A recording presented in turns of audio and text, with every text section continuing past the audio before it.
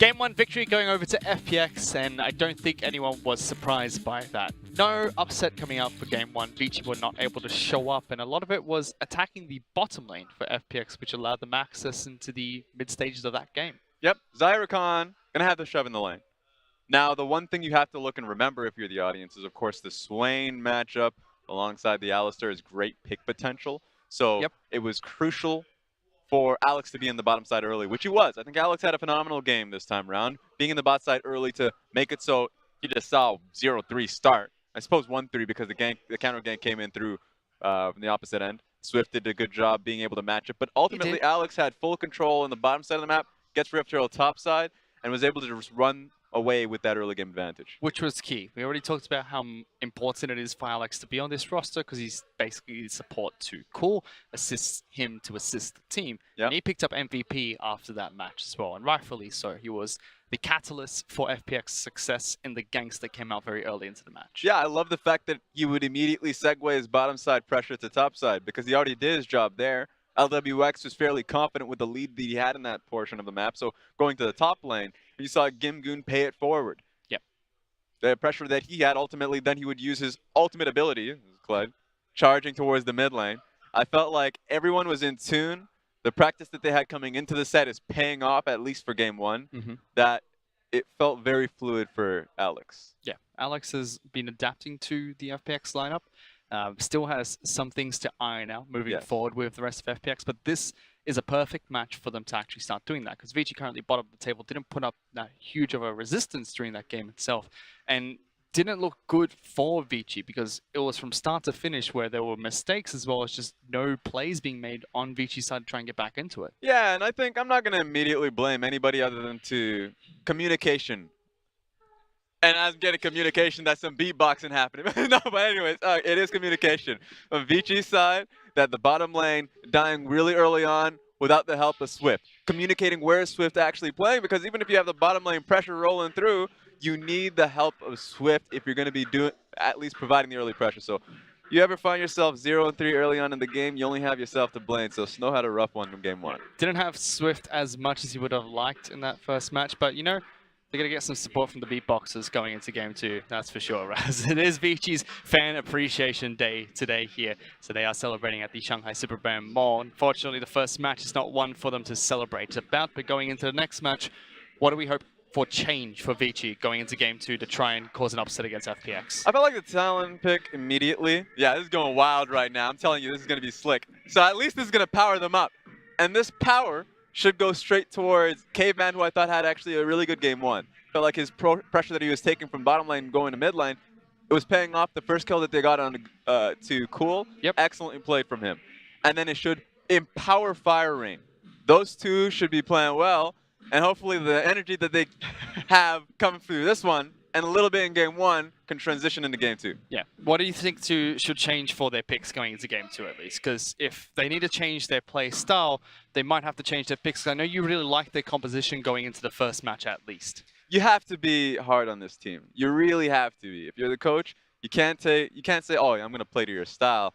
Look to Audi. If you're saying that you can't play tanks just because the rest of your team is acting like monkeys, then we have a problem. This is a great composition. They should run it again if they have the opportunity to do so. Zaya, Rakan, you can only, like, it feels like once in a blue moon that you get a chance to get that bottom side of the map. And they lost because of their own skill. So run that composition again. If it's not working out in practice, if it's not working out on stage, there's only one solution, is to try it again. Well, for the side of Vici, if they can try that composition again, it'd be great for them against FPX. There's a chance that it would allow them to pick up that composition. But for FPX side, things weren't 100% clean coming into this match either. Yes, it was very clinical in the sense they got a 29-minute victory. They started through the early game getting ganks and just snowballed a lead, but they were still butchering some of the plays slightly, and it wasn't as clean as we've seen FPX before, which is a bit concerning because they're coming off of a huge win against RNG last week. Yeah, the reality is both of these teams are trying to learn lessons. Even though FPX took the win versus RNG, that was still an upset. And if RNG gets the run back on that one, RNG is going to come out handily and take the victory. So for FPX, these are lessons being learned. The kill that Fire Rain was supposed to get in the bottom side of the map when they were actually pushing for a victory, if you're going up against a top-tier team, you're going to get punished heavily for that numbers disadvantage there. So if you're FPX, learn those small lessons even in the wins. I think going into the back, they still have a lot to talk about as well. So going into game 2, how do they solidify their win against Vici? Because if they want to be a team that moves into playoffs, this is their time to actually put on a clinical performance. How do they do that in game 2? I think it's going to come through mid jungle once again, even though this time it was more so Cool helping out Alex look for invades. There are certain times that Cool did need a bit of help getting picked off by Caveman early on because of the lacking vision on the bottom side of the map. So if you're Alex, come down, help Cool out a little bit, place a control ward on the bottom side, or maybe even top side if you want to say, okay, lean towards top side then. It's the small details that really matter, because if you are this strong of a team, at least coming out of game 1, you want to at least create 100% opportunities rather than the 70%. If we're going up against a poor team, then we won't get punished. If we go up against a better team, then we're going to have a tough time. Well, if they can, it'd be great. Is there anything that needs to change in terms of their picks, or is there anything that Vici actually needs to take away? Because they got Swain, they got Kindred. They showed very early into the match how the synergy works between those two champions. Is this something that Vici need to be aware of? Because you said their composition was fine for Vici's side of the table. FPX had a decent composition as well, but do Vici need to take something away? So both of them are happy in the sense that Vici had stronger later on in the game and a strong early game for bottom lane. For FPX, they had great laning phases, or at least great strong topside lanes. So if I'm talking about for Vici, I'll choose Vici for this one. If anything changes, look towards mid lane a little bit, because the talent pick usually would have the push. They were surprised that the Rumble would come in and dissuade them with that push, would be able to control the lane that easily. Maybe look for counter pick there. If there's ever going to be a change for this game specifically, and I'm never going to blame pick ban, but if they require mid lane pressure to make some of the plays early on happen and to protect their bottom lane, then I would say hold off. I'm not going to give you an answer, but say counter pick the Rumble. Especially if they're going to pick something like On going to the top side of the map. That's something you'd expect if you have a very high priority mid lane pick that you want to have as a counter, so to speak. You could throw out On early, sacrifice the top lane. I mean, Ali was pretty much sacrificed to the top lane anyway. Save your mid lane pick for last. Give Fire Rain the upper hand. Definitely. I think in the end of the day, it comes down to confidence. And we know that Audi has an expansive champion pool that he can go on towards, and they can just end up choosing him a Kennen, for instance, or a Fiora. So he can play the carries, and in this time they were surprised that they just found a great composition to run him in. Go on. Which is great if he does, but it just seemed like from the start they always wanted On for that composition. Yeah, for that comp, 100%. So comes down to planning. I would say I agree with you. Pick the On earlier on, and it looks like you can give Fire Rain more opportunities because he's not just the Yasuo one-trick. We have to talk about him, though, because he has been playing a lot of Yasuo games, and yes, he's known for that as a little bit of a one-trick, but he's not. And he's come a long way since we first saw Fire Rain in the LPL. There's a bit of a meme whenever he was substituted in, but playing very strong recently. Yeah, the meme was that he just played Mordekaiser. He would have those stints where he would just focus on one champion, master that champion, and continue to move forward. So I feel like today he needs to move on to the next one, or at least just be someone who's known to be diverse enough that you have those 5 champions at the very least they can move on to with a various form of success. So I think Fire Rain should be that person you move towards, and if it doesn't work out, remember, Vici still have Coco to go back on, Easy Hoon. They have a lot of subs in the mid lane role. If the problem with this team is a champion pool in the mid lane. Oh, never thought that I could hear that about Vici, especially since we've been using Easy Hoon for so long. Now with Fire Rain starting for most of the time. He's up against a tough opponent of Cool. We talk about Cool a lot, bringing a lot of leadership to FPX. We talk about him being a very experienced veteran player who's been around for a long time in the LPL. What do you think of Cool mechanically? Has the years of experience made him better mechanically in the mid lane, or has he started to fall short? This dude surprised me. Honestly surprised me. You'd expect with the years that you put into the scene that you would lose your mechanics and go up against these young bloods, these 18-year-olds, and you'd be like, all right, well, I can't catch him anymore. Yeah. That hasn't happened with him. In fact, as the years have gone on with Newbie going on to this team in FPX, it seems like he's only kept up with the best of them. Cool is incredibly strong. He starts game 1 strong on the Rumble pick. We'll have to see what he picks going into game 2. For now, let's send it over to our casters for that match. Vici眼中的奇迹是用熏血浇灌过后的开花结果。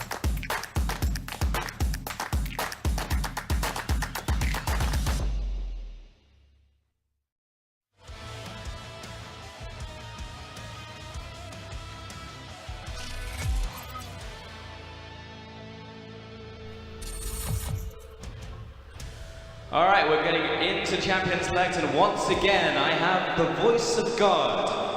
I am the Martian. Remember never to sin. Anyway, we're going to send it back to the analysts and take a short break while we try and get these technical difficulties fixed. We'll be back after this.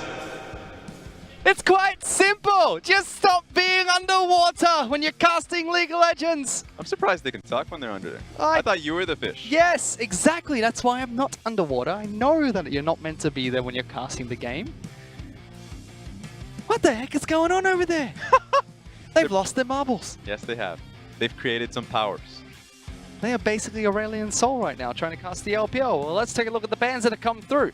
Rakan, Zoe, as well as Kindred on the side of Vici. They're playing on the blue side, no substitutes for either team. Swain being taken away by FPX with Talia and Aatrox being banned. Now that gives away Tahm Kench, the first pick for Vici. And Yasuo seems an option now. Remember, Vici taking blue side means that FPX has to start banning the essentials of Talia, Aatrox.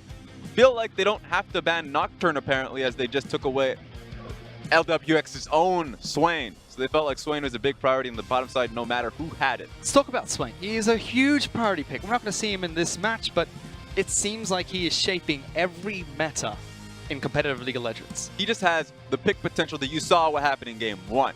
So if you're a master of the champion, if you're like a mid laner, Xiaohu and Scout, then you are phenomenal on the pick. Even if you're just an AD carry just picking up a first-time mage, Swain is actually incredibly easy to just kind of pick up and play. So you can see what LWX was able to do with even some butchered combinations in the later portions of the game. He just had a strong laning phase and setup for his jungler. It's got good laning phase, great AoE damage, good team fight potential, lots of crowd control and lockdown. Guaranteed crowd control if someone hits one first. That's as well. true. Very strong champion at the moment. Oh! Banned out constantly, but that's going to be Swift picking up Nidalee in the jungle for Vici. They don't hide their mid lane pick this time either. They still show that they're going for Talon nice and early. But it seems like Swift had the answer when they went to the back with Coach Rui. They're like, wait a second, we were losing out the jungle mid matchup, and Swift is never gonna allow a position where he's losing out the jungle matchup. So he gets himself the Nidalee, he gets those a few times. And so this is a champion that he has mastered, and we get to see here today. But they won't get the Rumble counter pick again. Qual's going to pick that up for the second time. Could still be Kim Groom's champion in the top lane, but we've already seen Qual run it once in the mid lane against Talon, and it worked very well. Yeah, so very easily. Qual should just get it again. Remember, he was able to run rough shot into Swift's jungle whenever you saw him on the map, because we saw what Rumble jungle could do. It's a very quick clear, so putting it in the mid lane means that he has access to the camps very quickly. Is that why he's going for Smite? To try and go into Swift jungle a little bit more? Yeah. Quick clear time, easy lane to push up against. So Rumble has always been a problem in the top side because it's such a long lane that if you push, it's not in your control. You can get ganked easily. Yes. That's not the case in the mid lane. It's a much shorter lane, so it's not that high of a risk. It's easier to protect for your junglers since they're always going to be running around in the area. And of course, you can always use your push by coming in with your smite, smiting out the camp. So Rumble has found his new home. It's looked good so far. Qual's been picking up in the mid lane quite consistently. We'll play it for game 2 as well, unless Game Good tries to take that away. FPX's final bans were Kennen as well as Orianna, whereas for Vici, Gangplank and Varus were their final 2 bans. LWX goes back towards a more traditional AD carry of Kai'Sa being locked in the bottom lane. It makes sense now that the Orianna got banned because in the bottom lane, it's been known to having some great push potential, Fantastic. Great protection for the rest of the map as well. So it's great to see that that gets banned out and it protects the Kai'Sa early on in lane. Remember, you cannot guarantee push at all if you're a Kai'Sa, so you're going to recognize that you're going to get pushed no matter what. It's just the difference is either losing your tower at 10 minutes into the game, which is now Ashe, which seems like perhaps 15. So Ashe against Kai'Sa in the bottom lane. Tahm Kench paired up with that AD carry pick for Vici. So they're looking towards a top lane champion as their final pick against FPX here. Well, it's interesting as we see the comps completely round out for FPX. We just need that one pick, but it seems like once again it's down the road of full team fight and kite back. Rumble ulti, Trundle pillar, Braum ulti, all of that is just great team fight setup around dragons, around the Barons as well. So FPX, I wonder what their last pick is going to be, but it doesn't change the nature of their composition. Sad for Vici though, because both picks FPX have had into their solo lanes are technically counters. They have been able to see what Vici going to throw blind into the mid lane Now blind into the top side of the map. With their flex pick of Rumble, they'll pick up Jace as their final pick. Could still be a mid lane champion, but most likely going into the Darius in the top lane. Yeah, so it hits your point pretty cleanly. Game should have a great time in the top side versus Audi. It still has great gank assists. That's the big pressure here. I think Swift is going to be looking towards the top lane really early on as the first gank potential once he gets level 3, because all you really need from Audi is a flash hook. That's all you need to secure the kill. And off of one death, Jace becomes useless in the top side. So Vici are going to try and snowball it early in the top lane, while FunPlus would probably want to protect that because they have some pretty good lanes top side and try and keep them in the bubble. It's not just weakening the Jace pick as well. You're going to strengthen Darius in the top lane, who has been quite snowball heavy with the current meta. See him running around all 3 lanes, top lane, mid lane, as well as the bottom lane position.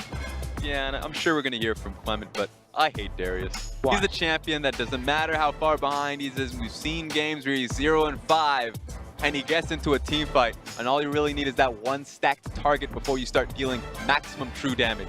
So Darius, he just needs time in team fights, and if he gets an early laning phase that's exceptional, then yeah, he'll run wild. It is going to be a snowball, and we'll have to see what Audi can do with the pick. He is a juggernaut though, so no natural gap closers besides his flash or any items he picks up later on, which makes it difficult for him to get into these fights. Will be assisted by an Ashe, however, which was picked up by Vici.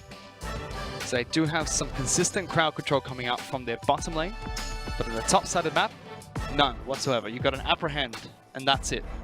That's why they'll require the Ashe to be a lot more meaningful as the game goes on. Now, when I think about Ashe and Tahm Kench, I think Suning Gaming, because Fury and Yoon have utilized the pick to perfection once they've been in the LPL. I mean, I'm even looking towards RNG. Uzi as well as Ming were utilizing that very early into Summer Splits when the meta got completely shaken up. Yeah, so we know what the pick looks like when you are at max potential, being able to use Tahm Kench's ultimate to get to your target, move from lane to lane with the pressure that they have in laning phase. And of course, if you have good control wards placed around Snow early on this game, you should get prime target stun down. That's your point of fight for this team. Well, let's see if Vici can give their fans something to appreciate on this very special day. They're currently down 1-0 against FPX. Let's go for game number 2.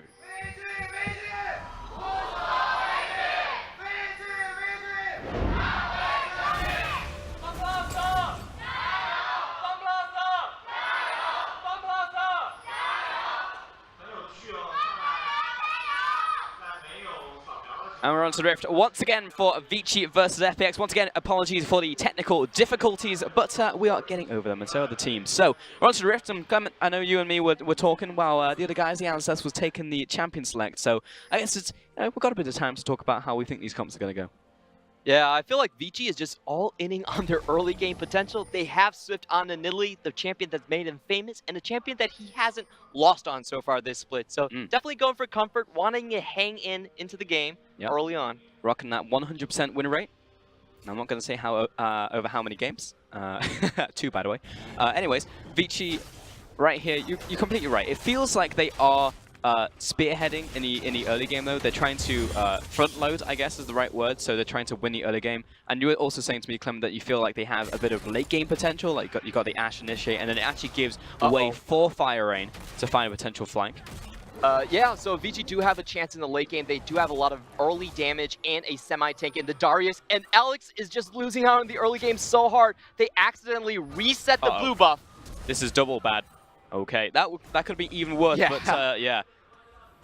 Yeah, Swiss is going to continue. He's going to actually challenge over this red buff. So it's going to turn from Alex looking from a triple buff to Alex potentially getting triple buffed. This is disastrous because they wanted to win the early game. Jace has to snowball as a champion, and they wanted to do vertical jungling to secure the top lane matchup. But now this is happening. The table has completely flipped. Now Nidalee is going to stay on the top side, and there's no chance for Jace to actually play aggressive. Yeah, this is real unfortunate. Yeah, Swift goes from red buff to red buff, and then we'll loop back towards his own blue buff. Triple buff Alex right here. And I know we were talking about this matchup with Trundle and Nidalee, backstage, and this is like a potential matchup that Trundle can actually win. I feel like maybe not anymore. It's a really weird matchup because in terms of like a dueling perspective, the Trundle actually can't catch up to the Nidalee, but he's a great duelist. If he gets the chance, he will smash her, and he's also more useful in team fights. So we've seen the win rate actually heavily favor the Trundle in this matchup.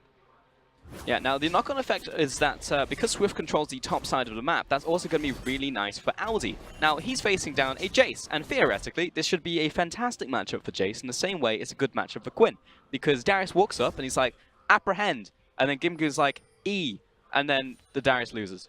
Yeah, he actually knocks him away, and a lot of the times you'll actually see the Jace go in for more follow-up damage with To the Skies and melee form, so it's a very difficult matchup for the Darius to actually win outright, and you can see the adaptations coming out from Audi, taking the phase shift instead, up to 40% of that movement speed later on into the game will help him chase down the kills.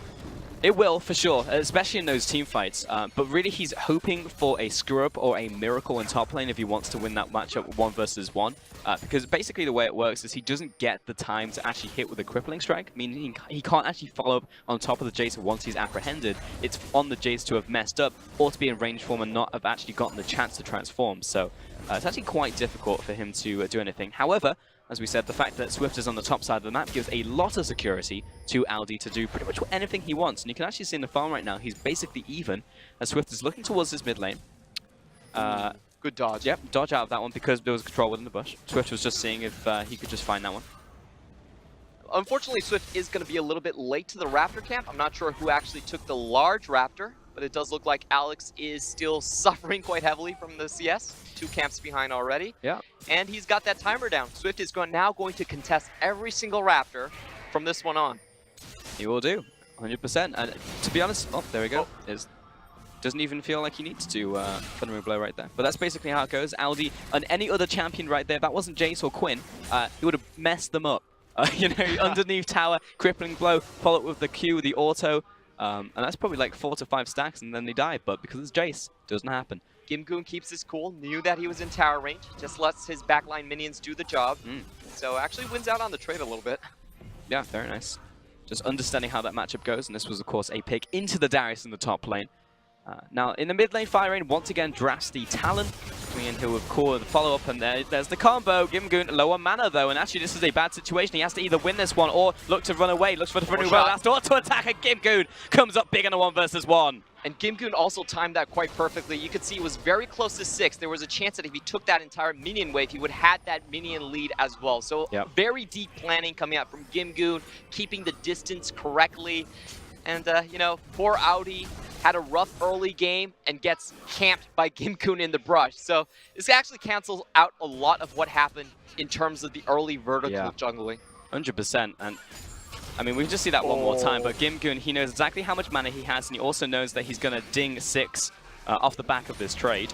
Yeah, the EQ combo has enough mana, crucially for the final knockback, and then finishes the kill. If he didn't get that mana, which honestly a lot of players probably thought that he didn't have the mana to do that, he would have fallen right there. Yeah, 100%. That was basically perfect calculation on the side of Gimgoon. And we talk about this guy, and Gimgoon has a very interesting history, right? Like, comes in, he's on game talents, and I know that, like, you can look at his history and be like, well, he's been on a lot of bottom of the table teams, and at what point is Gimgoon part of the problem? Now, what I think is he's part of the solution. I think that... The solution to what? To getting solo kills and becoming a good team. I actually think that, like, if you use Gimgoon in the right way, then he can be an extremely strong asset. Because if you think about the type of comps that teams have had to run with him, the 4-1s, usually the 4 runs around like a headless chicken, but the 1 is doing very well. My metaphor for Gimgoon is waiting for him to, you know, show up and actually play the full spectrum of what a top laner should be, like outside of the laning phase, is kind of wishing like your grandma would never die. Right. It's a really sweet thought, but it's never going to happen. I know the other analogy for FPX as they are right now in the league, or when they're towards the bottom, it's like, instead of a phoenix rising from the ashes, it's more like a pigeon on fire rising from the dumpster. They're better than that, and you can probably so see right now, Fire Rain is getting his head kicked in by the Rumble one-on-one. Yeah, he's not as fire as the Raptors we had on stage earlier, that's for certain. But for now, though, FPX still have that 1 kill advantage, mainly in the top side of the map. The big difference is how the jungle has gone, and as you can see, the assistance comes in from the mid lane, able to rotate, allowing Swift more access into the enemy jungle, taking away these buffs consistently. And it's a question of, or how can Alex actually find his way into this game now? That's going to be very difficult. What he's doing right now is just making sure that Gimgoon can actually win his lane as hard as possible. He's setting up all the vision necessary, and he's putting his chips there. What this does leave open is the entire bottom side of the map. If you look at that vision from Vici Gaming, it's such an easy 4v2 play to go down into the bot lane, and they do have the jungle pressure to set it up as well.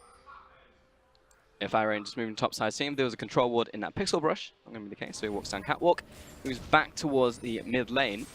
As you see, there's maybe a slight opportunity for him to jump onto core. Doesn't have the ultimate just yet either. It is on cooldown, of course, at level 8. We're about 8 minutes into the game as well. We've only had that one kill on top side. It's really just been about the jungler's pathing so far. It seems like Swift is still gaining the upper hand, and that ripple effect of how that level 1 went is still haunting Alex to this day. That being said, good old Cool is going to go to the bot side of the map and help Alex secure this crab and hopefully catch up in the jungle. We are actually now even in terms of experience, at the very least, between the two junglers. I'm a little surprised that Nidalee isn't pressuring this mid lane window a bit harder. Cool just uses Equalizer to no effect on Talon. So they should be looking to use this opportunity to push the mid lane in and then get that bot lane kill that they're looking for. Not possible. Caveman just walking up there. So still FPX controlling this bottom side with that Kai'Sa and the Braum. The big thing later on to this game will be Snow and how accurate he is with those arrows, looking for those initiates, and seeing how planned out Vici movements are in that mid game and the late game when we look towards those team fights. They do need to control this river. Trundle is one of those picks that is such a good counter against Tahm Kench. I actually think that's the reason they even picked this champion up in the first place. Tahm Kench, without any mobility, is very easily stuck to a wall on the side lanes, and you can see Alex pressuring the bot lane over and over again. Yeah, over and over. First dragon of the game will go over to FPX. It is a Cloud Dragon. Next one's going to be Infernal, though, which is a little bit spicier. Now Swift is on his way to the bottom lane. It's not a mid lane gank, but he's looking to at least shadow this lane. Nope, just going back to his own jungle. Realizes bot lane probably doesn't need help currently. They're just constantly pushing in, and this one should even up. I believe he just passed over a ward on FPX's side. Yeah, he's at least going to be spotted by it now. Now, Swift has just been passing over wards multiple times in this last minute. He showed himself in the top lane, and then he shows himself in the bottom lane again, and FPX manages to avoid everything coming out from Swift.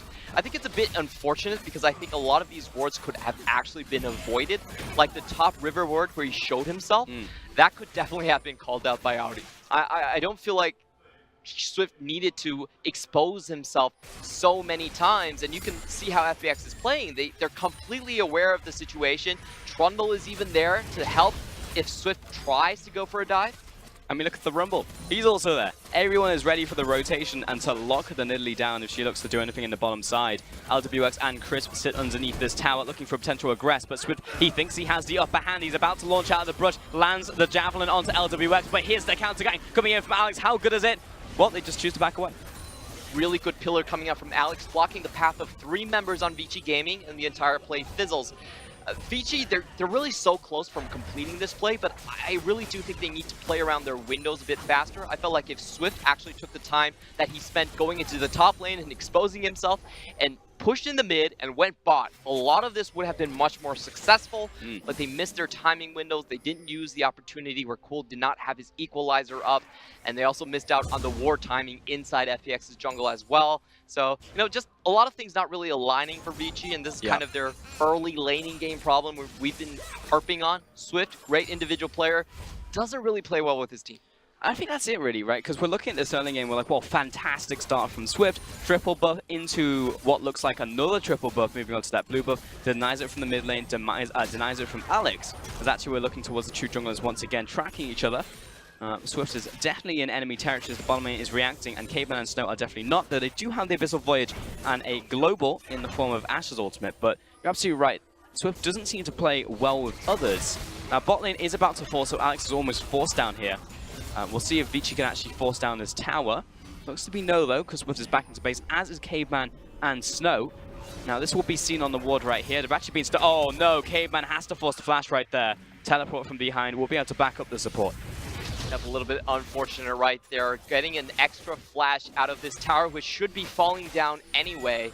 So FPX with a successful defend, and I actually feel like Alex is playing out this portion of the game quite well. They're just delaying time for LWX to get his items. In the top lane, looking to assassinate into top lane. There's the Apprehend to follow with the Shadow of Swords. One Gimgun is almost instantly dead. Fire Rain delivers. Great roam coming out from Fire Rain. He actually did not go through the jungle, but instead went through the Herald pathing. So FPX unable to catch out his route towards the top lane, and such an easy kill on Gimgun. All right, so there's definitely some a bit of misalignment, definitely some questions, because we're talking about Swift right now and we're saying, well, his impact on the team and the way he's interacting, it doesn't seem like he's getting the most from it. That being said, we just had a roam topside, a kill, and the bottom lane tower, the first one of the game, also went over to Vici. So in terms of tangible terms, Vici are actually ahead. Yeah, their early game champions are actually giving them quite sizable benefits. Ashe is supposed to win the bot lane, paired up with Tahm Kench. It's one of the strongest lane that we've seen in the league currently. And I just want to compliment Fire Rain once more on that roam towards the top lane. If you look at the top side, he dodged both wards undetected and went on to Gimgun through the only possible route. Now, I don't know if it's intuition. I don't know if they actually got tangible evidence on where those ward placements would actually be, but that's really impressive.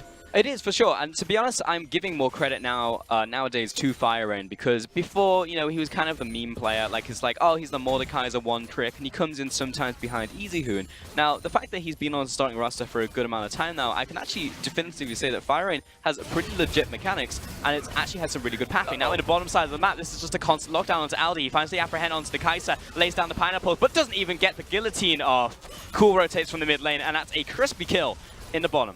Yep, and it's about trading towers at this point. Vici looking to equalize on the top side. It does look like they will have the extra members and time to do it. FPX, unfortunately, their minion wave wasn't hitting the tower soon enough. It definitely wasn't, though. Snow and K-Pan move to the top side, look for the second tower of the game. Now, constantly moving this duo from lane to lane. Good lane assignments coming in from Vici, finding the cracks in the armor here to allow them to take down these outer turrets. This will be responded in the bottom side by FPX, but now there is access towards the Herald for them. Yeah, this is a great trade coming out for Vici, a classical 2v1 where the dragon is already taken, you go top, you take the Herald, and next you just crack open the mid lane base as well. It's looking pretty dire for FPX, but because you have to remember, they're running with a Jace, which really doesn't do much when he's behind. Yep. Fire Rain still access over these Raptors, always nice to have, because it seems like for the most part Swift has been denying those Raptors also from Alex's side. Now, I am looking towards the man himself, Alex. Speak of the devil, he's on the bottom side of mid lane, but chooses not to go for it. So, we'll take a bit of time as we are resetting onto the map as a Vici, as a FPX. And I just want to ask you, Clement, what do you think, to you, why Swift's Nidalee is so strong? Because we see him in the early game, it seems like he's had a good impact, but not a great impact. Because he can do things on his own. He can actually just waltz into the enemy jungle, take whatever camp he wants. He will never get punished for it because Nidalee has that mobility. And he can also just duel people and have influence in the lanes with just simply a red buff. It's a much easier champion to have solo influence. It's not like something where you need a lot of coordination with your teammates necessarily. And I think that's a reason a lot of teams actually just take this champion away from him. You take away that X factor that Swift brings to the table. What's special about Swift's Nidalee? Because that's a lot of things that Nidalee can do as a champion, but what's the special sauce, Clement? Tell me the secret ingredient. I'm not sure exactly. Because Nidalee, Swift is the only player in the LPL to actually pick the Nidalee up. And if I had to guess, I'd say the reason is that Nidalee, when you're thinking about full bruiser teamfights, and those teamfights happen quite often these days, she's not really the best champion for that. Does get focused down, is fairly weak. And let's look at Caveman here. It's fine. Yep. He's discovered fire. He's going to illuminate FPS as they look towards him. But I know you were talking to me and you were saying that, like, in High Korean Challenge, there's actually a good amount of Nidalees, right? Yeah. So it's actually interesting that the LPL itself hasn't picked up, you know, more Nidalees. But it does, in fact, just seem to be Swift as a legacy pick. Now, of course, every single time he plays it, there does seem to be something there, right? And maybe you can't put your finger on it. Maybe you can look at the VAR like 16 times, like, I don't know what it is, but for some reason, they keep winning. Because this would be his third game in a row right now. And right now, it's actually looking really good for Vici. They have an Inferno, they have the tower lead, they have a good early game, something we can very rarely say of Vici. So I don't know if it's just like a confidence thing, the team that knows they can push up because he's playing around the side of the map, but for now it's working. Fire Rain went face first into the Troll King. Now, I saw this happen to Rise in the recent cinematic, and it didn't go so well. Oh, there you go, lays down the pineapples, and yeah, that's what we call a a shared int, where he kind of threw his AD carry into the fire, watched him burn, and then burned alongside him. And that's that vaunted Vici coordination we were talking about. This is not a team that feels like they're on the same page. Having a chuckle right there, Alex. Yeah. It's like, okay, I'll take it. Probably didn't deserve it, but fine. Unfortunate. So that would be another 2 kills going into FPX into a top lane tower there for him, pretty much off the back of K-Man wanting that play to happen. LWX actually forcing down the mid lane, and we have the rotation from the rest of FPX. Now I'm looking towards Vici, whereas the rotations coming in from Aldi and the bot side of the map, the minion wave dissipates. So they're going to be here to defend, but FPX got a lot off of that and actually swing the gold lead into their favor. I just want to illuminate why Vici did that. They probably only saw the Trundle before they started the Abyssal Voyage, so they thought that they could have a good chance for a pick, and that's exactly how you want to execute it. You can't send the Ashe into a fight and then have her stun someone. It's a great catch potential, but unfortunately, they didn't really see what was around the corner, and Cool was very happily waiting for them. He was, yeah. And, warm welcome, I would call it. It was a warm welcome, for sure. Picks up 2 kills off of that. And first up, it's Firing going face to face with Trundle. You know, not particularly great. Well, has to pop the ultimate. Wait a minute. They actually do see the Rumble. They see the Rumble so clearly. Okay, I'm sorry. I'm running out of excuses. Fair, but I think Caveman may have like activated the ultimate and was like already like committed, and like Ashe was, you know, getting in, jumping in the truck, and was like in the man, I was trying to come up with, you know, Scooby-Doo, and he had the Scooby-Doo mobile or whatever. I don't know what it's called, but I couldn't come up with the reference at the time. Unlucky. Either way, mid lane tower will go down. That will be courtesy of Shelly over to Vici. So they do manage to once again even up the gold lead in top lane. Looking for the assassinate once again onto Cool, though he has now picked up the Seeker's Arm Guard, so he's got a bit of armor to him. So it's difficult to 100-0 the Rumble. Yeah, good itemization coming out from Cool, getting the extra HP from Morello Nomicon and finishing the Seekers early. It's exactly what you want when you're going up against a lot of low health targets like the Nidalee and the Ashe, which you can burn down with Magic Pen. And what I'm really impressed about is actually FPX's defense of their own red side jungle. They do have wards in all the crucial positions, and here is the real test for Vici Gaming, because they're running off a lot of pick potential. They have the Tahm Kench, they have the Ashe Arrow, and they're also running the Talon. Can they actually convert that to anything with their global plays and their mobility into finding picks onto FPX? That's the $1 million question, Clement, and if I could answer it, then I'd have $1 million. But I don't. I don't think you would, but hey, maybe. Vici, yeah, I mean, that's the thing, right? Because they have the tools in this game. Like we were talking about in the early game, it went pretty well for them, apart from that misplay towards the top side of River. And then when you look towards the later game team fights, well, they have an Ashe to get them in there. They have an Tahm Kench to look for the rotations, and they have a pretty good front line to spearhead them themselves into FPX and then allow firing access into the backline. So theoretically, there are the tools here for Vici. It's whether they can just execute on that. And now, just from the tape that I've seen from Vici, I would have to say probably not. But we have to look at this game and see if they can actually make that iteration. Because they did, however, ban the Kindred. So there is adaptation happening from game to game, from series to series. They're learning, they're taking baby steps, but the real question here is I want to see when Swift finally decides to go with his teammates and clear out that top red side ward. There's no reason for there to be any control wards, any vision for FPX in this side of the jungle. They have a lot of mobility with the talent to come over walls and surprise people, so they should take the first move into that area. As soon as Cool shows himself in lane trying to push a wave, they should immediately go into the jungle and take that section over. It's just a matter of when they actually start doing that. Or they could never do it. Or never. Yes, that's also a potential. Though I am looking at Swift and Aldi moving into the bot side of the map right now, along with Caveman. So they're actually looking to group up, place down deep vision, look for potentials to loose the arrow onto someone who is by themselves. Just like this, into mid lane, LWX caught, but here's Chris right behind him as well. The rest of the team is following up, but Chris is slowly breaking right here. The door is down, and Caveman finds the tongue. Where's the follow-up though? Alex right in front of him, looking to block the spear over the wall. It's the Raptors who are coming in to save the President. And Swift, in the end, will just take a shock blast from Gimgoon. So nice defusal there on the play from FPX. Very surprising. Only one flash burned away from FPX's side. I thought Audi would be able to secure that kill, but I think Gimgoon probably knocked him away from the play. And it looks like counterpunch coming in from FPX. Apprehend doesn't quite find his mark there onto LWX. Now the minion wave is here. Great equalizer from Cool. Splits up the fight. Lots of damage down onto Snow and Aldi, who has to walk past the coals. Mid tower falls. Oh my god, he's in deep. No! The shotgun That's a bit of kickback on that one, LWX, but I respect it. Oh, that was... He didn't even land the W. It was just a previous CC, I believe, and he just flew in for the killer instinct, but that was a 1-for-1 trade in the best case scenario, and the entire composition for FPX is actually buying time until Kaisa can get her 2 core items. So, a very questionable play, but quintessential LWX play. Yeah, very true. Typically in Animals, when they have that killer instinct, they are pretty confident they can win. I think that's very true of LWX. He is very confident that he will come out the other side. That being said, he does this very often into 4 people. So I think that maybe he just needs a bit more evolution down the line, right? Maybe a couple more generations. Yeah, you didn't need the nameplate for that play. Like, everyone knew that was LWX. It's true, yeah. Here he goes again. You know, that's actually a great idea for a segment, Clement. You know, where we take up the name tags and then we watch it play and we're like, okay, who was it? Who was the player? So good. You know, for Vici to be Audi and Switch fumbling a 2v2 top lane, that would definitely be the classic addition for Vici. Or you'd zoom in on the game time, and then it's top lane dying before 10 minutes. Yeah, pretty much.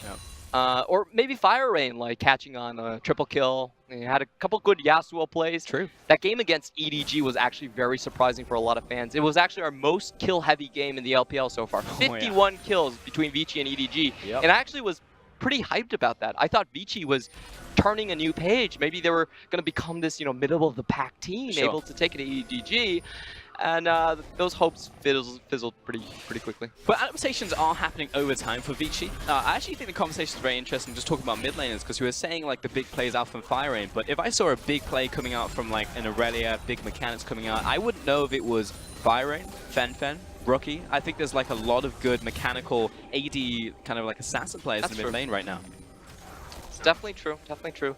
Well, if they show you 10 replays in a row and it's all Yasuo, then it's probably Fire Rain. Fire Rain actually only plays 3 champions. Probably 4 now with the talent. I don't know. You got to bring the AD carries into the equation. You know? That's true. Speaking of which, we'll maybe see him later today. Oh yeah, I love me some Maple. He's always so you almost said creative. Maple there. That's some LMS seeping into your language. What? I know you're saying Able, but it sounded like Maple. Well, Maple could always still come over. Yeah. I'm just saying. I would hate to lose a region, but I would love to have an extra good team in the LPL. Hey. Here goes Fire Rain. Uh-oh. The prey has suddenly become the predator as he looks at the wolf, and it's just like, yeah, I can win this. Here comes the killer instinct once again out from LWX, lays down the calls right here, and Caveman already under attack. He's discovered fire, but not in a good way. He's going to drop 2 kills to FPX. And that's such an unfortunate chain of events. So what Vici Gaming should have done was immediately backed off of the mid lane. Now their mid lane was spotted and their top lane was top. They couldn't in time. And they're the ones that are supposed to be using the 1-3-1 correctly. They're the ones that can stretch this composition out. Swift over the wall along here with Fire Rain as well. There's also a blast cone potentially going into the play, but it's actually going over to Fire Rain. He's beginning to believe. The steal comes through from Vici. Oh, and FPX, they had such a good starting play, but Vici able to come over the wall, double smites on their side. So much distraction coming in from all different angles. And FPX, they just take their eyes away from the Baron HP 1 second. And Fire Rain comes up with a potential save on this game. See that again right here. It's happening in the mid lane is where it started off, and it was Crisp to begin, Aldrix to follow, and Cool definitely finished. And this is just the difference in communication speed. You can see that Braum was walking up as soon as they saw Talon onto the side lanes. So good job on FPX here. They had the 5v3 advantage going straight for the Baron pit. But unfortunately, they aren't able to take away Fire Rain. There should be a pillar here to try to knock him back or something. Gets it with the level 17 smite anyway. Yeah, that's always a possibility. And Fire Rain thought that was absolutely hilarious. I watched you on the player cam right there, Fire Rain.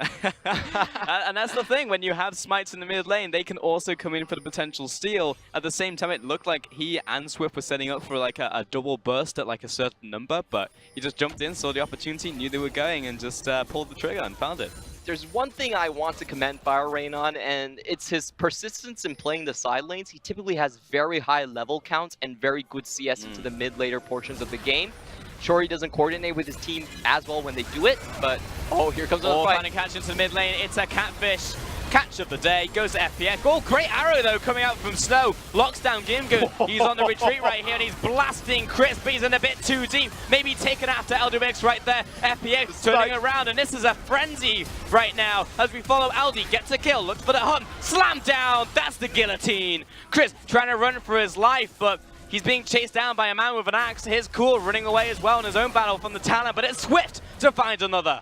And Vici completely flipped the script right there. I thought Chris was blocking everything and FPX would be able to walk away from the fight unscathed. Nimbus Cloak, Audi comes in to save the day. The phase rush with him as well. And he's just able to chase down those kills so effortlessly. This is the problem with FPX's team composition. They really don't have much of a front line. Once that Braum is gone, there's no one really protecting the hard carries. That's the problem. Cool, with no ultimate right here. Alex about to spawn, Eldubix the same, so at the very most, it should just be a tower here from Vici, but they should be able to crack open this mid lane, which is a big deal for them. This minion wave will now dissipate, but on the top side, Darius finds another. Vici with a massive swing in this game off of that Baron power play. It's going to be a 6,000 gold lead to them. Yeah, it was a 2 for 4 scenario right there. It actually started off with FPX getting the upper hand, catching out Caveman. Ginbu does go low, but doesn't really die here. And watch this from Crisp. He blocks all the damage coming out from the Ashe, but unfortunately, Alex comes in and just watch Audi as he's able to mop up the front line, gets the double decimate, is still going. And once he gets that R down, he gets the extra Nimbus Cloak speed as well to try to catch up to Crisp, and they do find the kill here. I mean, that's the thing with Aldi and Darius right now, is the amount of ways you can speed yourself up. People think that, you know, Darius is a stocky build. You know, he's not very athletic. But when you have Nimbus Cloak, you have the extra movement speed coming in from the Phage in the Triforce, and you also have Phase Rush.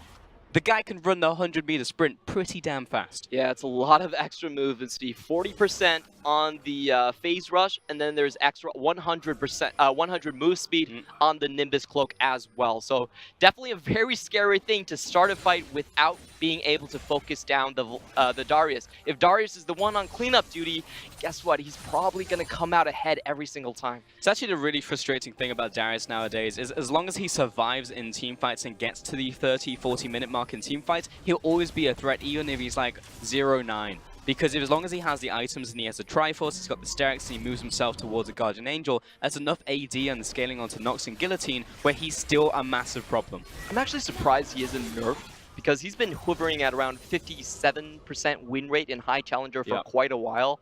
And the main problem is he builds a lot of times only one truly offensive item. Late game team fight, he does 5,000 true damage to your entire team and just finishes the game. And it's like, is that really fair? Is it? Like, I mean, the thing with Darius, I mean, historically, Clement, has been that he's a champion that only finds his way into the meta when he gets access to hit people. Because otherwise, he'll just get kited. And I think there's a lot of compositions you can play right now in the meta where you can lock him down, but if you don't have enough, like, hard CC to stop that from happening, he will run rampant. You know, like, Darius and Alawi are actually very similar champions in that if you go near either of those champions, you get wrecked. Yeah. But usually they can't actually catch up to you because they have no gap closers themselves really in their kits. That's a little bit too easy. Shirelia's Righteous Glory, Nimbus Cloak. There's so many things that just help compositions get into the fray. So what I'm saying is now I'm going to go home, pick up Phase Rush, Triforce, and Nimbus Cloak on the Lowy and see if it works. Probably will. Probably will. Yeah. And then try it on Urgot. Just don't play Alawi. Okay. Not a great champion. Yeah, I've got to say shoutouts to the Alawi mains Discord. We're not having a great time right now. It's definitely not a party in there. You know, I walked in and was like, hey guys, any new Alawi tech? And they were like, yeah, it's really just a sad day. No one really plays Alawi anymore because of the current meta. You know, it's no tanks, it's all just carries. It's like Jace's in the top lane. And like, feel you guys, I'll see you in 6 months. So yeah, it's not a great time, but yeah, I'll log into the Urgot mains Discord and see how we're going. You know who else isn't having a great time? Who's that? FPX. Yeah, not the case, Clement. 32 minutes into the game, and FPX are actually getting creamed. Look at them, 7,000 gold behind. This is the second game. There's a time for Vici to step up. To be fair, it's right now. But a lot of these plays, I feel like in this game, both to Vici and FPX have been the other team starting first and the other one finishing. It's a little bit hard for FPX to go into the fray. They really need to take care of maybe Audi first, because if he stays around, it's just too easy to get resets on FPX's composition. They're so brittle. There's so many targets that you can just chop heads through. Like, I don't think the Trundle is going to do much for you. He actually has a very hard time even escaping this scenario. Same goes with the Rumble as well. It doesn't have a ton of range. It doesn't have a ton of counter-engage potential. So the way I see FPX right now is they're kind of holding onto their side of the map. They need to find picks, but they don't have any side lane control to do it either.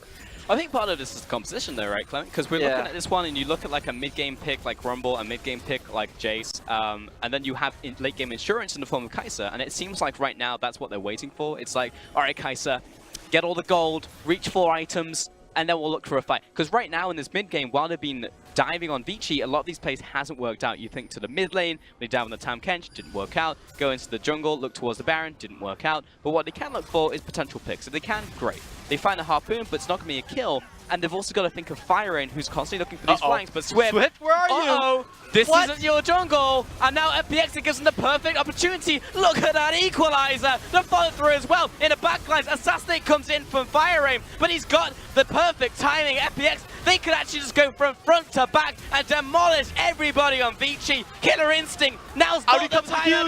No, not like this. Gimgoom turns 1 versus 2, turns it around. But Snow is the last man standing. That was a fight from 7k down, but FPX find the pick onto Swift and then clean up 4 kills away. It's a massive gold equalization onto FPX's side. Even though they're probably going to lose something here in the top side, I actually felt like that was a great fight to take if you're the team onto the back foot. Massive barbecue coming out from Cool to start it, and just everyone going in to try to save Swift. That was a bit questionable from my perspective. I feel like LWX has a twitchy pinky thinger, where he's like hovering all over the R button, and sometimes he just twitches, and he's like, "Oh, I'm in, boys!" Like halfway through that fight, because FPX, look at this, Clement. You're talking about like the barbecue. It looks great. They find a pick onto Swift. Gimgoon diffuses Tanner from the backside, and then what does LWX do? This is a great barbecue to start the fight, but look at Audi and how Audi hides himself outside of vision. He understands the way of LWX. He knows this person inside and out, and he just walks around the corner, waits behind the pillars, like, "What's up? Surprise, LWX!" Just takes him down with 1 rotation. That could have been a clean pickup for FPX, but wasn't the case. Surprise, Clement, surprise. This is like when you play hide and seek with a 5-year-old and they don't know. Object permanence is a very difficult concept.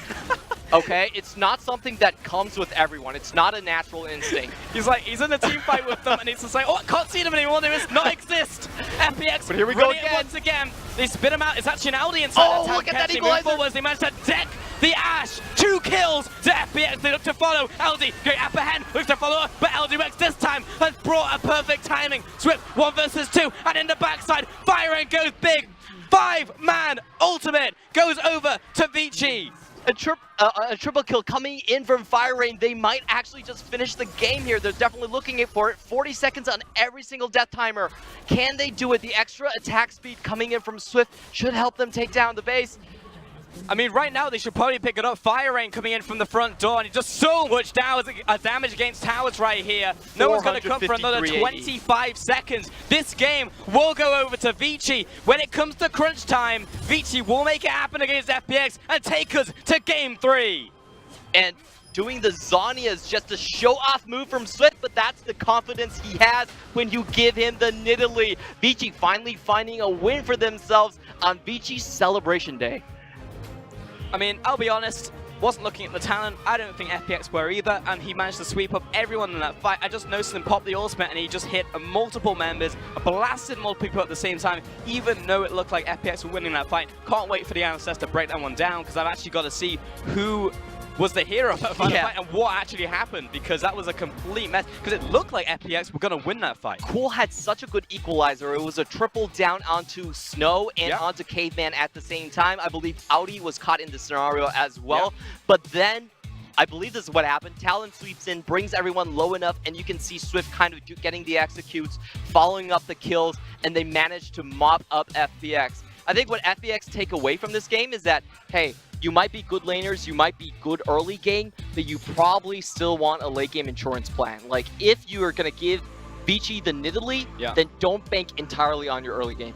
That's fair, but I think FPX, they kind of did draft the late game insurance plan in the Kai'Sa, right? Like, they were waiting for Kai'Sa to get big, but that never really happened. Because they kept trying to force fights. It's true that they do have a late game insurance plan, but it wasn't a good one? Yeah, it's like you only have one piece of the puzzle, and the other two puzzles post 40 minutes, they're kind of like super minions. Right. Like, Kim Goon's holding the hammers, like, I can knock someone away for you. And that's pretty much it.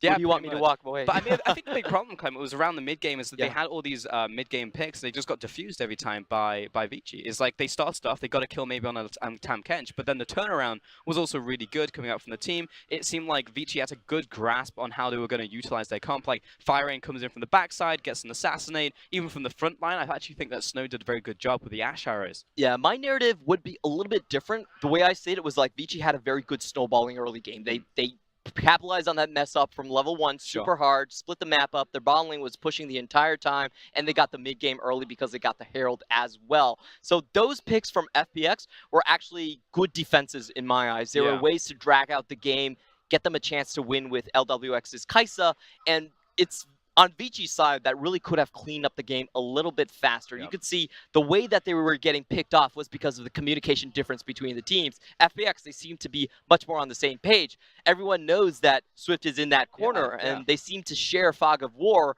instead of on Vici, where it seems like everyone is playing under paranoia. I mean, that's the thing. This is where I start looking at the micro, right, Clement? You know, it's just like, oh, Paul's talking about micro again. But then we look at team fights, it's like, well, what actually happened? I think a lot of the blame does have to go to LWX. Like, he just constantly, again, object permanence. We were joking about it, but in that final fight or the second to final fight in the jungle, imagine if he didn't just int. Imagine he didn't just go face first into a Darius on Kai'Sa. He managed to stay in the backline and he sweeps up. Because those are the only people alive, and they were pretty low health, and he was on the Kai'Sa. If someone flashes the wall, that means they're going home, right? They're gone. Yeah. Yeah. They don't exist anymore. That's not the case. So it definitely isn't. Again, and then we take a look at the Baron fight, and it was a similar thing. I thought it was going to go well, because he actually had the perfect timing, hits the stopwatch, he's okay, but then, again, the question marks in our eyes is, what happened to the talent? Because he just disappeared from everyone's eyes, and he comes at the end, it's just like, I'm going to hit everyone with my ultimate, and then everyone dies. Yeah, definitely at least got like a 4-man with that Shadow Assault right there. We're going to take a look at that jungle fight, actually, that happened in the jungle. And it started off really well for FPX, because again, they find the pick onto Swift, the ultimates are in the right place, Gimgoon finds the defusal, but then it's what happens on the latter half, which is the problem here, Clement. Yeah, it was very dangerous for Vici right here. You can see their front line already collapsing. Audi can't really get anything done here. Nobody's low enough for the Noxian Guillotine, so he has to flash out immediately, go back, and watch LWX go in. The pool and the Talons. Surprise, surprise, LWX. Where did you think those enemy carries were? Going in at this inopportune moment and just costing his team potentially the game right there. Potentially. I mean, there was one more shot, right? And I think that was around the Baron, but of course they came in on the weaker side of that, because they start off the Baron, they look for the turn. In theory, it's a good idea, and I like the fact that no matter what really happens in the game, FPX will always do the same thing. They'll keep on looking to brawl with you, you know, in the trenches, and I like that about FPX. But it means that if it was in those fights prior that they've been losing, and that wasn't just the only fight that they lost. It was that one, then the last like 2 or 3 that went over to Vici. And even then, yes, it was even, but that's the problem right there, is that you keep going for these fights and it's just a coin flip every single time. I think FPX, to me, they still have the better teamfight coordination overall, but they also have the higher propensity to just power int and then give things away. And that's our trouble with identifying FPX. We've always had this difficulty with nailing them down to either a teamfight composition or a laning composition, or what are they really? Because they've tried so many things. They have one of the largest champion pools in the entire league. Cool, especially has 14 champions this split alone. But the question is, they never seem to follow through completely on a single style. And a lot of the times is because they can't separate the concept with the execution. They fumble the execution and nothing really looks right. So I really want to see FPX come in and say, okay, we definitely win out on the teamfight composition, the coordination. So how about let's play a team composition that can A, split push better, and then B, collapse better. If they get those two things right, I think it's very difficult to see how they actually lose. That's true. And on the opposite side, you have a team like Vici, who, in theory, if they are meeting them on their own territory, essentially, you know, where we can fight all the time, FPX should win. But I think it's from individual performances where they're really able to step up, right? And I look towards Swift in the early game, but then I look to FireRain, who will be our man of the match in this one, as the person who really managed to drive it home on this talent. I think we've had a lot of great talent players recently, and it gets to the point where it's like, are you a talent player? Are you a talent player? Okay, let's see how you do. Oh, you're really good. Let's ban it for the next game. That's definitely happened in the TOP game that I saw against Korn, where he picks up the talent, blasts the enemy team, and they're like, okay, no more. No more talent for you. It's such an easy pick to snowball at times, and I think if you're going up against FireRain, which has a very limited champion pool, you try to take away those X factors as much as possible. The Yasuo, the Talon, those things you don't really want to leave on the table, or else you want very, very hard counters to go against them. Exactly. Reminder, guys, because we are going to our third game in this series, we will be starting Royal Never Give Up versus WE on time. That means at 7 p.m. on China side. So that means that we'll try our best to finish up the game, but if we're a long ways off, we will cut out of that one and move to RNG versus WE. So keep that one in mind. We are going to take a quick break before we head into our final series, our final game of this series.危机眼中的奇迹是用熏血浇灌过后的开花结果。